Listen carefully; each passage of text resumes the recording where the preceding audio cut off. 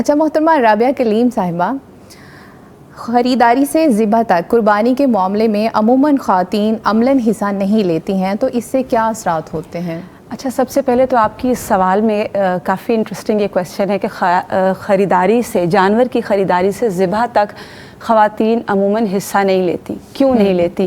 کیونکہ اس کے پیچھے نالج نہیں ہے، انفارمیشن نہیں ہے کہ کتنا بڑا ایک ریچول ہے، کتنی بڑی اللہ تعالیٰ کی نعمت ہے جو اللہ آپ کو عطا کر رہے ہیں اور آپ اس کو کرنے جا رہے ہیں. اور جب اس کی آپ کو نالج ہوتی ہے، آپ کو اس کی اہمیت، جیسے فریحہ آپا نے بھی ابھی بتایا کہ تقویٰ کا ذریعہ ہے، قرب الہی کا ذریعہ ہے، تو کوئی بھی ایسا عمل جو آپ کو اللہ کے قریب کر رہا ہو اور ہمیں اس کی کانشیسلی نالج ہو، تو پھر ہمارا عمل بدل جاتا ہے نا، پھر ہمارے انٹرسٹ بدل جاتے ہیں، پھر ہم اور طرح سے انٹرسٹ لیتے ہیں جب ہمیں پتہ ہوتا ہے کہ یہ چیز اللہ کے قریب کرے گی.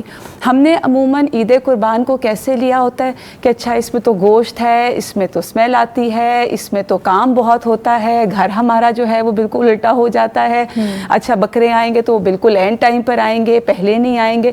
اب دیکھیے جب ہم جانور خرید کے لاتے ہیں نا، بچے بھی اور ایون گھر والے بھی، آپ 2-3 دن جب اس کو اپنے پاس رکھتے ہیں تو آپ کو ایک اس سے محبت ڈیویلپ ہوتی ہے. بچوں کو روتے ہوئے بھی دیکھا جاتا ہے. جی، اور یہی تو اصل میں اس قربانی کا ایسنس ہے کہ آپ قربان کر رہے ہیں کوئی اپنی پیاری چیز اللہ کی راہ میں.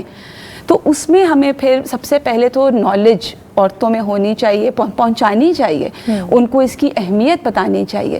اور پھر دوسری چیز جو مجھے آپ کے سوال سے ذہن میں آ رہی تھی، باہم مشورہ.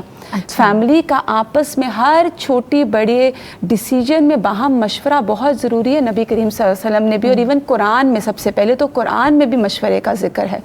تو مجھے ایسے لگتا ہے کہ یہ والی چیزیں باہم مشورے سے طے ہونی چاہیے.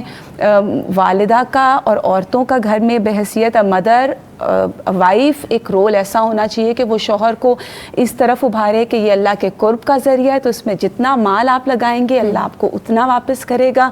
ان جانوروں کی جتنا خون بہایا جائے گا خوشی کے ساتھ اتنا اس کا اجر ملے گا. ایک تو اجر بتایا جائے اور دوسرا بچوں کو بھی اس کے اجر کی طرف مائل کیا جائے. تو یہ چیزیں جو ہیں وہ مل کے ایک فیملی بانڈ بناتی ہیں، جن کے ساتھ مل جل کے پھر ایک فیملی جو ہے وہ اللہ کے قرب کے لیے اسٹرگل کرتی ہے اور محنت کرتی ہے.